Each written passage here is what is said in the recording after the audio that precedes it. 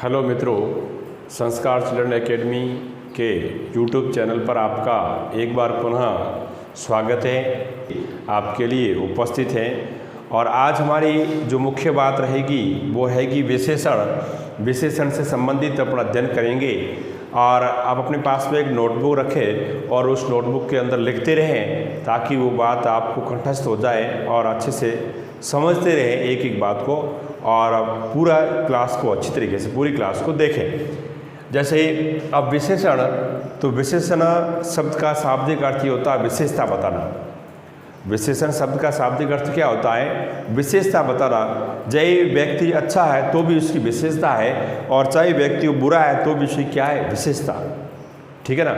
चाहे बुद्धिमान हो और चाहे वो कमज़ोर हो, चाहे चतुर हो, चाहे चोर हो, तो इस प्रकार से वो क्या है? उसकी विशेषता बताई जाएगी। क्या बताई जाएगी? विशेषता।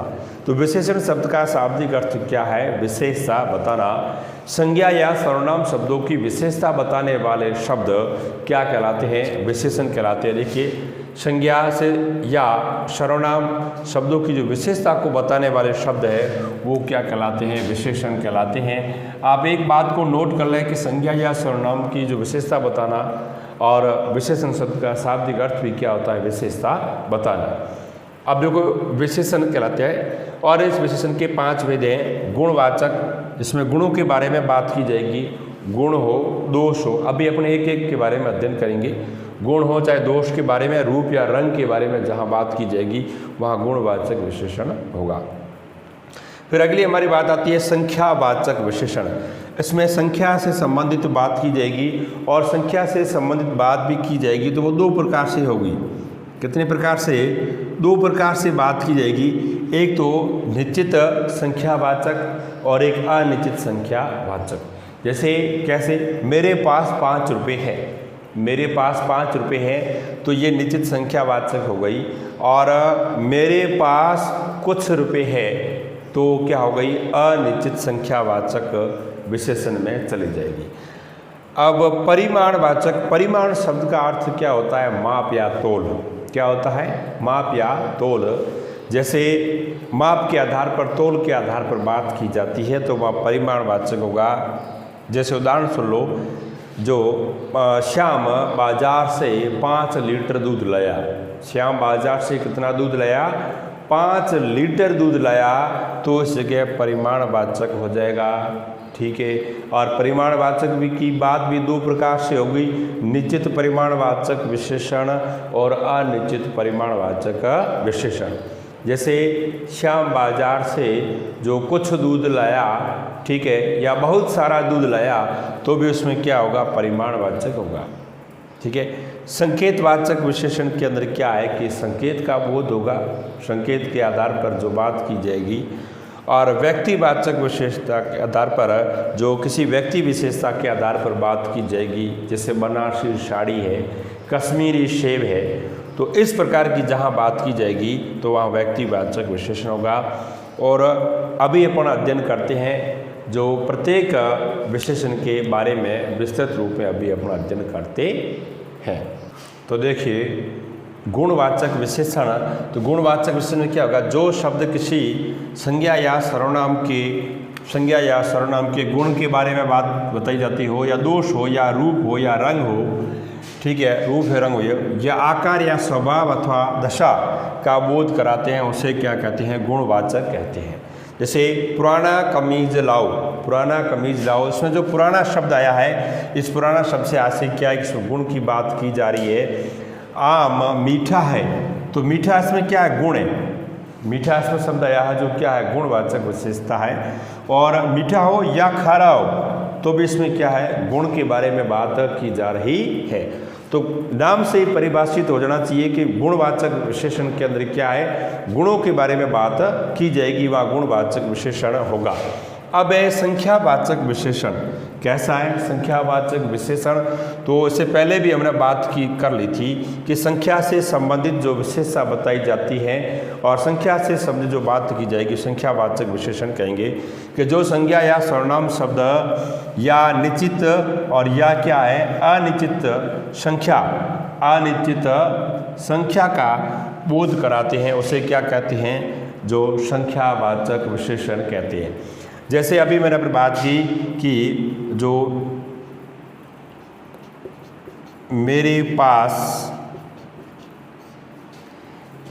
पास 3 रुपये है।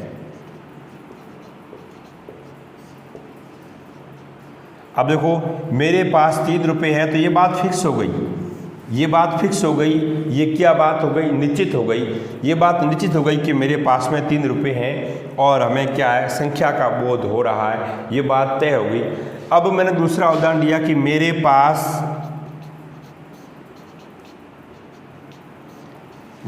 पास कुछ रुपए हैं। अब देखो मेरे पास कुछ रुपए हैं, तो कुछ का मतलब क्या हुआ? कुछ का मतलब क्या हुआ? हमें जो संख्या का बोध हो रहा है, लेकिन उस संख्या के आधार पर क्या है, अनिश्चित का बोध हो रहा है। हमें पक्का फाइनली बात, जैसे इसमें निश्चितता का बोध हुआ था, तो इसमें इस प्रकार से नहीं हो रहा, अनिश्चित संख्या का बोध हो रहा है, तो उस जगह संख्यावाचक विशेषण होगा। संख्यावाचक संख्या की बात की जाएगी, संख्या से संबंधित विशेषता बताई जाएगी, और 2 प्रकार से, एक तो निश्चित संख्यावाचक और एक क्या है, अनिश्चित संख्यावाचक। या निश्चित और तय बात होगी वहाँ निश्चित, और जिस जगह निश्चित तय बात नहीं है तो वह अनिश्चित संख्यावाचक विशेषण होगा। तो देखिए परिमाणवाचक विशेषण, परिमाणवाचक विशेषण के अंदर क्या होगा, मात्रा से संबंधित, माप से संबंधित और तौल से संबंधित जहाँ बात की जाएगी और विशेषता बताई जाएगी, वहाँ पर भी क्या है, परिमाणवाचक होगा। जैसे संख्यावाचक विशेषण के बारे में अभी हमने पढ़ा, निश्चित संख्यावाचक विशेषण, अनिश्चित संख्यावाचक विशेषण, वैसे कि वैसे इसमें निश्चित परिमाणवाचक विशेषण और अनिश्चित परिमाणवाचक विशेषण इसके अंदर भी होगा। जैसे श्याम बाजार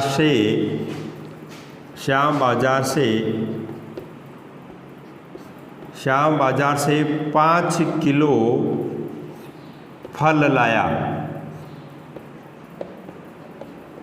ठीक है, 5 किलो, तो ये क्या, श्याम बाजार से 5 किलो फल लाया। तो ये बात हमारे सामने स्पष्ट हो गई कि निश्चितता के आधार पर बात स्पष्ट हो गई कि 5 किलो फल लाया। ये का ये वाक्य होता है कि श्याम बाजार से कुछ फल लाया। ये का ये वाक्य होता है कि श्याम बाजार से कुछ फल लाया, तो इस जगह परिमाणवाचक तो होता, परिमाण के साथ साथ में क्या है, इसमें जो अनिश्चित परिमाणवाचक का बोध होगा, जिसमें माप का बात की जाई हो, तौल की, जिसमें लीटर के बारे में 5 लीटर दूध हो या 4 लीटर कपड़ा हो या दूध हो, घी हो, कुछ भी हो, तो इस आधार पे जहाँ बात की जाएगी वहाँ परिमाणवाचक विशेषण होगा। तो नाम से ही परिभाषित हो जाना चाहिए कि परिमाण शब्द का अर्थ क्या है, माप या तौल, उसे कहते हैं परिमाणवाचक विशेषण। और आपको ऐसे ही परीक्षा में पूछा जाएगा कि उदाहरण दे दिया और उसे स्पष्ट करना है कि विशेषण कौन सा है। फिर है संकेतवाचक विशेषण, ऐसे शब्द जो सर्वनाम है, ऐसे शब्द जो क्या है, सर्वनाम है, किंतु वाक्य में विशेषण के रूप में प्रयुक्त हो। वाक्य में कैसे प्रयुक्त हो, विशेषण के रूप में प्रयुक्त हो, तो अर्थात संज्ञा की विशेषता प्रकट करते हो। किसकी हो, संज्ञा की विशेषता प्रकट करते हैं, उसे क्या कहते हैं, संकेतवाचक विशेषण कहते हैं। ठीक है, उसमें यह है वह है, इस प्रकार से क्या है, संकेत के आधार पर बात की जाए कि यह मेरा घर सुंदर है, यह मेरा घर सुंदर है, तो उसमें संकेत की बात की जा रही है और उसके साथ साथ में मेरा घर है वो सुंदर है, विशेषता भी बताई जा रही है, तो संकेतवाचक विशेषण होगा। उसके बाद में व्यक्तिवाचक विशेषण, जो व्यक्ति विशेषता के आधार पर बात की जाएगी, ऐसे शब्द जो मूल रूप से व्यक्तिवाचक संज्ञा है। क्या है, व्यक्तिवाचक संज्ञा है, मूल रूप से, इस बात को आप ध्यान रखना, मूल रूप से व्यक्तिवाचक संज्ञा है, किंतु वाक्य में जो विशेषता भी बता रहे हैं, क्या कर रहे हैं, विशेषता बता रहे हैं, और विशेषता काम करने से क्या है, जो क्या कहेंगे अपना, व्यक्तिवाचक विशेषण कहेंगे। क्या कहेंगे, व्यक्तिवाचक विशेषण कहेंगे। जैसे बनारसी साड़ी प्रसिद्ध है, बनारसी साड़ी प्रसिद्ध है, तो उसमें क्या है, बनारसी शब्द आया है और व्यक्तिवाचकता का आधार पर बोध कर रहा है, और वो साड़ी प्रसिद्ध है, उसकी विशेषता बताई जा रही है। कश्मीरी सेब प्रसिद्ध है, तो कश्मीरी इसमें क्या हो गया, व्यक्तिवाचकता के आधार पर विशेषता बताई जा रही है और वो सेब कैसे हैं प्रसिद्ध है। जैसे बीकानेरी भुजिया है, जयपुरी रजाई है।